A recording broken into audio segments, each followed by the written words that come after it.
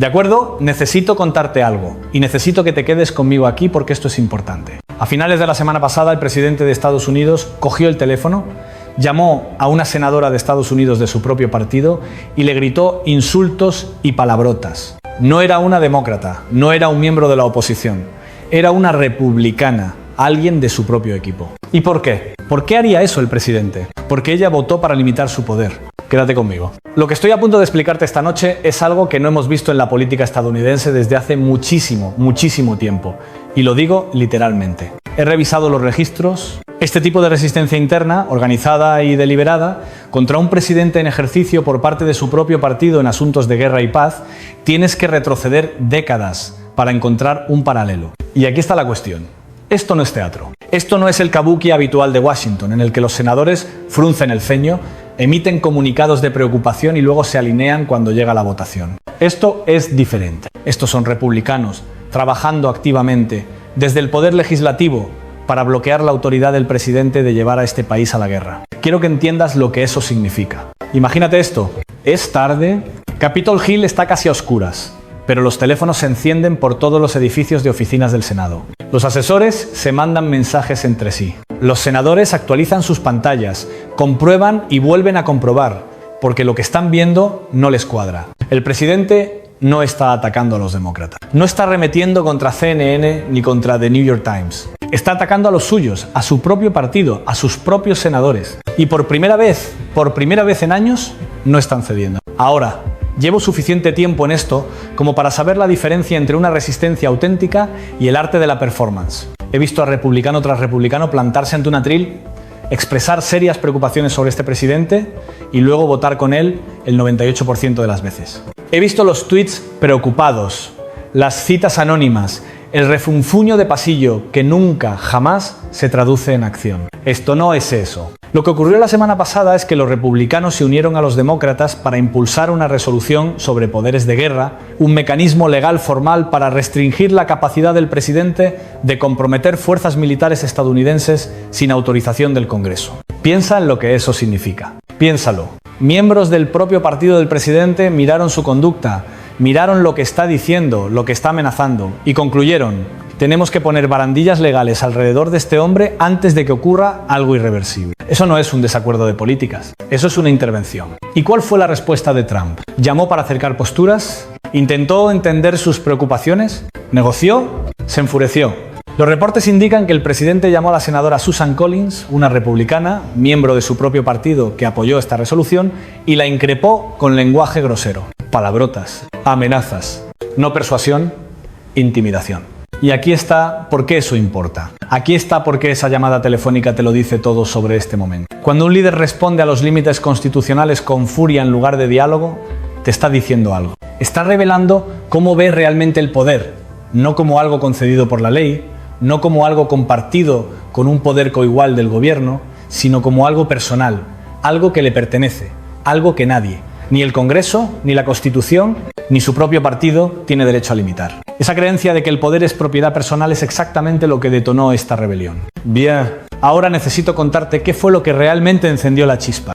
Y necesito que lo asimiles un minuto, porque cuando lo oigas por primera vez te va a sonar absurdo. El presidente Trump ha estado de manera pública y repetida delante de las cámaras lanzando la idea de usar fuerza militar para adquirir Groenlandia. Ya lo sé, ya sé cómo suena. Suena a broma. Suena a algo que pasarías por alto en redes sociales y asumirías que está sacado de contexto o exagerado. No lo está. El presidente de Estados Unidos ha declarado en múltiples ocasiones que las opciones militares están sobre la mesa para adquirir un territorio que pertenece a Dinamarca. Dinamarca, un aliado de la OTAN, un país al que estamos obligados por tratado a defender.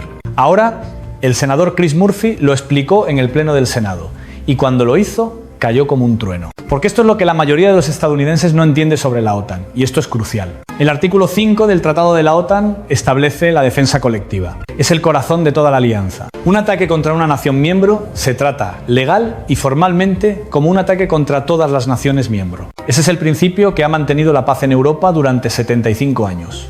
Por eso existe la OTAN. Groenlandia es territorio danés. Si Estados Unidos emprendiera una acción militar contra Groenlandia, no estaríamos atacando solo a Dinamarca. Estaríamos atacando a la propia alianza de la OTAN. Estaríamos en guerra con nuestros propios aliados. Estaríamos destrozando la alianza militar más exitosa de la historia moderna. Deja que eso cale. El escenario que los miembros del Senado de Estados Unidos ahora tienen que tomarse en serio, no como teoría, no como hipotético, sino como posibilidad real, es el de un presidente estadounidense metiéndonos en un conflicto militar directo con Europa por adquirir territorio. Esto no es normal. Esto no es ambigüedad estratégica. Esto no es negociación dura. Este es el tipo de retórica que en cualquier era anterior, habría acabado con una carrera política de la noche a la mañana. Pero ya no vivimos en esa era. Para entender por qué está pasando esto, tienes que entender cómo funciona realmente la mente de este presidente. No la caricatura, no los eslóganes, la lógica operativa real. Trump no piensa la geopolítica como lo hacen tradicionalmente los líderes. No ve las alianzas como compromisos mutuos. No ve los tratados como obligaciones vinculantes. No ve el derecho internacional como un marco que limita a todos por igual, incluido a él. Lo ve todo como un trato. Y en un trato hay ganadores y perdedores, fuerza y debilidad, propiedades que adquirir y rivales a los que dominar. Esa visión puede funcionar en el sector inmobiliario. Puedes presionar a un vendedor, puedes farolear a un competidor, puedes levantarte de una negociación y volver más fuerte. Pero las relaciones internacionales no son bienes raíces. Los países tienen ejércitos. Las alianzas tienen mecanismos que disparan la escalada. Las palabras tienen consecuencias que no se pueden deshacer con una llamada telefónica. Cuando le dices al mundo que la fuerza militar está sobre la mesa para adquirir territorio aliado, no estás cerrando un trato. Estás lanzando una amenaza. Y las amenazas, una vez hechas, cambian los cálculos de todos los implicados: aliados, adversarios y tus propios mandos militares.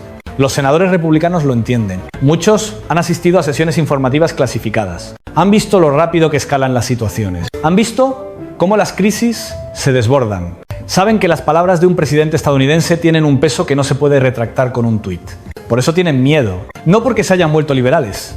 No porque odien a Trump personalmente. Porque pueden ver a dónde conduce este camino y no quieren estar allí cuando llegue. La ley de poderes de guerra existe precisamente para un momento como este. Se redactó tras Vietnam, cuando el Congreso finalmente afrontó la realidad de que los presidentes habían estado arrastrando al país a guerra sin la debida autorización. La ley exige que el presidente consulte al Congreso antes de comprometer tropas. Limita la acción militar sin aprobación del Congreso. Se supone que es un freno de emergencia al poder presidencial de hacer la guerra. Los republicanos lo acaban de accionar contra su propio presidente. ¿Eso es inédito? Volvamos a esa llamada con la senadora Collins, porque esa llamada no trataba realmente de un solo voto. Fue una ventana a algo mucho más profundo. Cuando Trump levantó el teléfono y estalló contra una senadora de su propio partido, usando palabrotas, lanzando amenazas, tratando su voto como una traición personal, reveló exactamente cómo procesa la resistencia. No lo ve como la democracia funcionando. No lo ve como los controles y equilibrios operando como fueron diseñados. Lo ve como traición, como una amenaza existencial.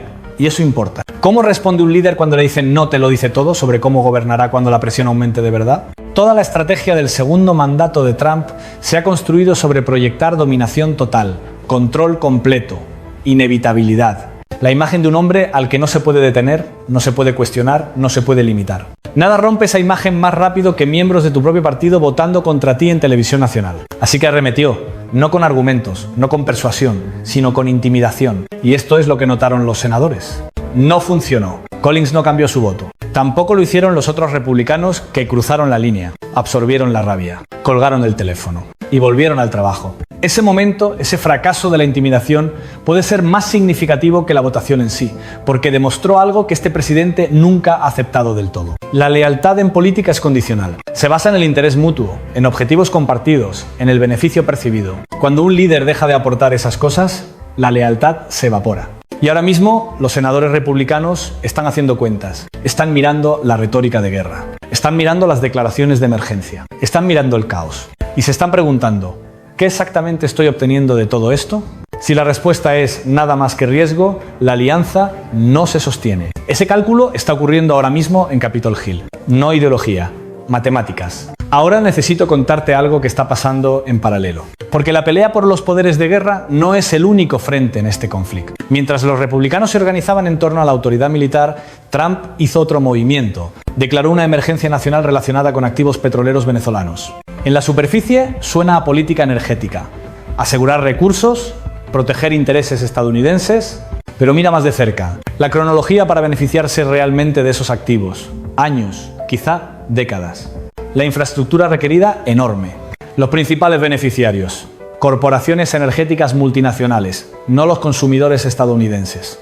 Entonces, ¿por qué declarar una emergencia? Porque las emergencias hacen algo muy específico en el derecho estadounidense. Concentran poder. Permiten al presidente saltarse los procedimientos normales, la supervisión normal, la participación normal del Congreso. Desplazan la autoridad del poder legislativo hacia el ejecutivo. Las emergencias se suponen reservadas para crisis reales, amenazas inminentes que requieren acción inmediata. No se supone que sean herramientas estratégicas para evitar el escrutinio. Pero eso es exactamente como se están usando. Y quiero que notes el patrón. Cada vez que se estrecha la supervisión, cada vez que el Congreso empieza a hacer preguntas incómodas, aparece una nueva emergencia. Se materializa una nueva amenaza. La conversación cambia de la rendición de cuentas a la gestión de crisis. Esto no es accidental, es una estrategia. Inundar el terreno, cambiar el tema, subir la apuesta, esperar que la atención se desvíe a otra parte. He visto este manual operar durante años. Lo estoy viendo operar ahora mismo. La emergencia petrolera venezolana no trata realmente de petróleo. Trata de control, trata de narrativa.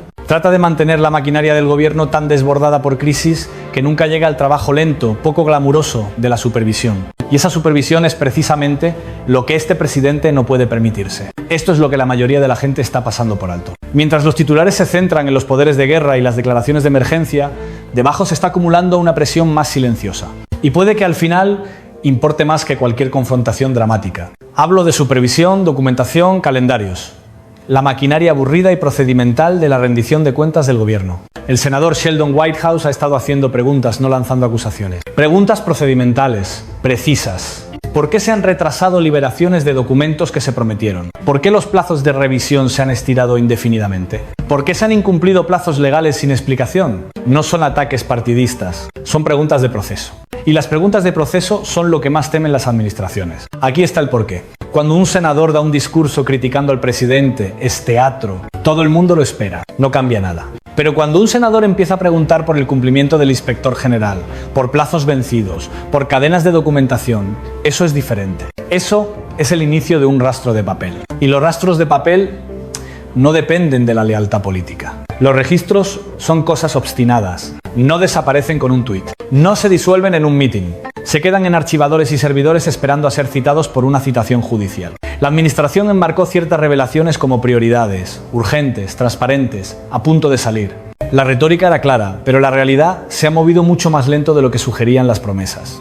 Cuando esa brecha entre retórica y ejecución se vuelve visible, la credibilidad sufre. Y una vez que se cuestiona la credibilidad, toda explicación futura enfrenta un escrutinio más profundo. Esa es la trampa que Trump intenta evitar. Una petición de revisión del inspector general no es una acusación. Es reconocer que algo en el proceso no está funcionando, ya sea por mala gestión, por prioridades en conflicto o por otra cosa. Pero para un presidente que trata cualquier pregunta como un ataque, incluso la supervisión neutral se siente como guerra. Y ese es el problema, porque la supervisión no es opcional. Es como funcionan los gobiernos democráticos. Es como el poder se mantiene responsable. Es como los ciudadanos saben si sus líderes realmente están haciendo lo que dicen. Cuando un presidente trata la supervisión como un enemigo en lugar de una característica del sistema, todo el sistema empieza a desestabilizarse. Déjame decirte de qué tienen miedo en realidad los senadores republicanos. No es solo Trump, no es solo este momento, es lo que viene después. Aquí está la cuestión con las normas constitucionales. Una vez que se rompen, no se reparan automáticamente. Los precedentes que establece un presidente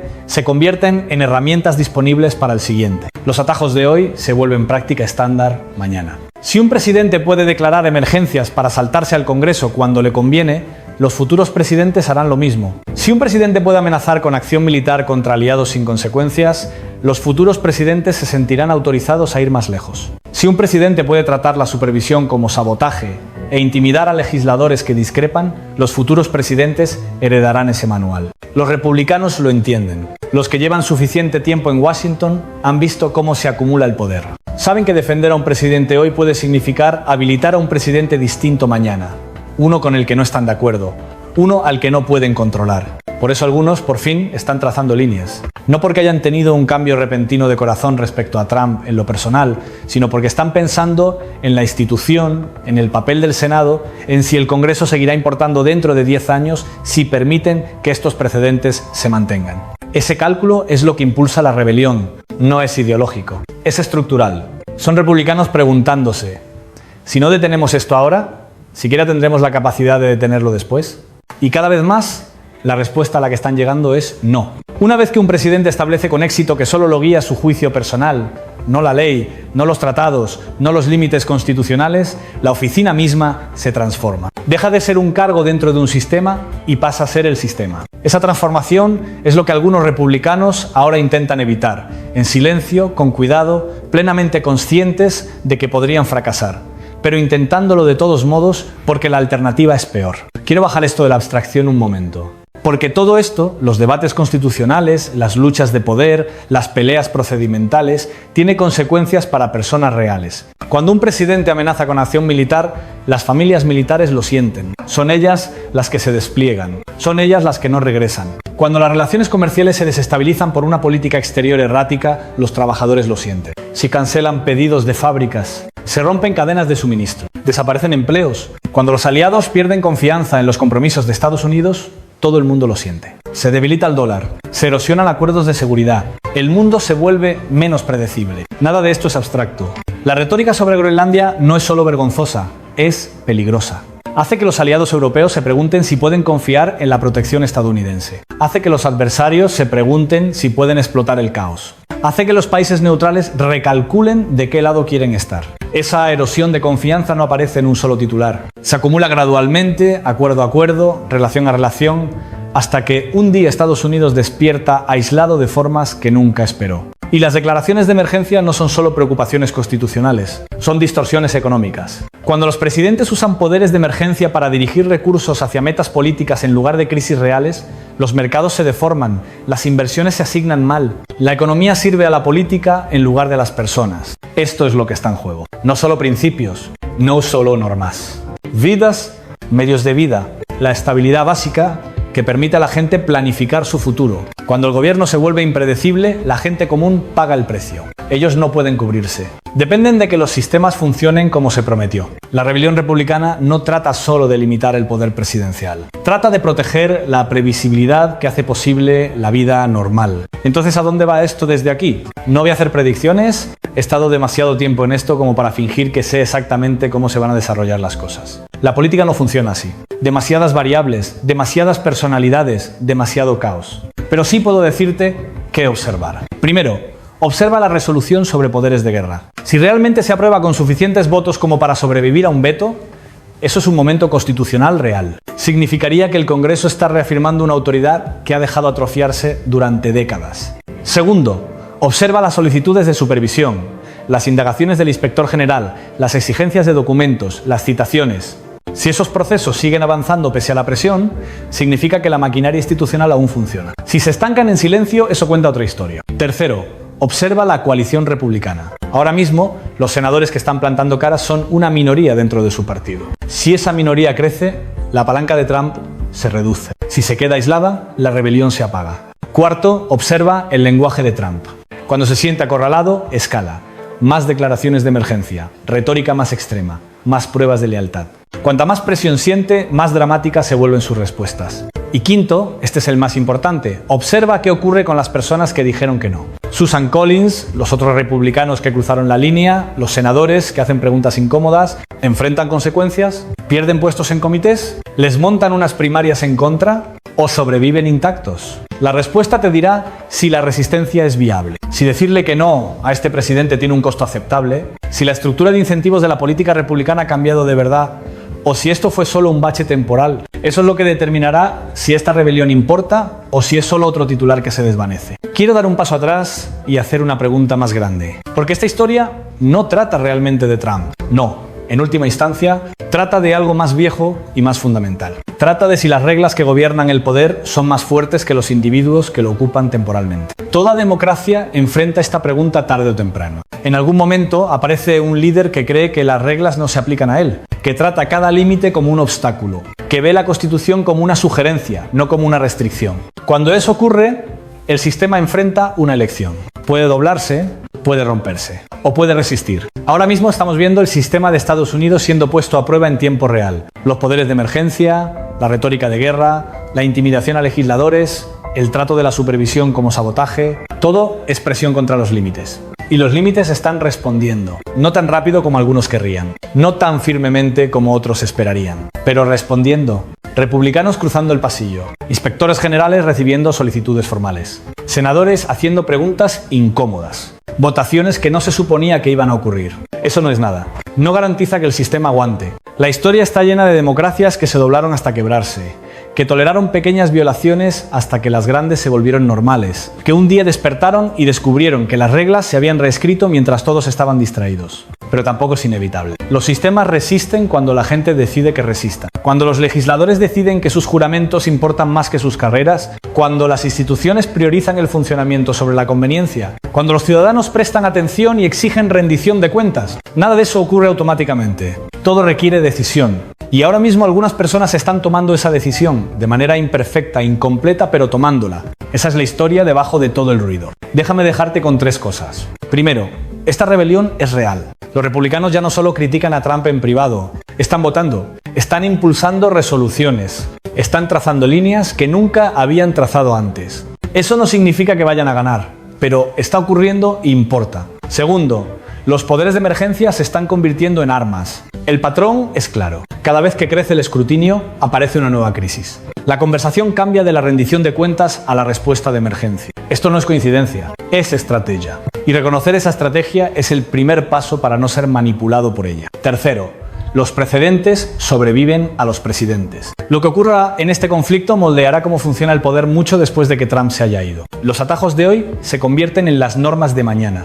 Por eso lo que está en juego va mucho más allá de una sola personalidad o una sola elección. Estas 3 cosas, la rebelión, las emergencias convertidas en armas, el problema de los precedentes, están conectadas. Son ángulos distintos de la misma pregunta. ¿Puede el sistema limitar a un líder que no cree que deba ser limitado? Estamos a punto de averiguarlo. Esto es con lo que quiero que te quedes. La democracia no se defiende sola. Depende de las personas. Legisladores que se toman en serio sus juramentos. Instituciones que priorizan el funcionamiento sobre la política. Ciudadanos que prestan atención incluso cuando agota. Cada uno haciendo su parte, sosteniendo la línea. Ahora mismo algo de eso está ocurriendo. Quizá no lo suficiente. Probablemente no lo bastante rápido, pero está ocurriendo. La resistencia a Trump ya no viene de fuera, viene de dentro. De personas que lo conocen, que han trabajado con él, que lo han defendido y que han decidido que hay líneas que no se pueden cruzar.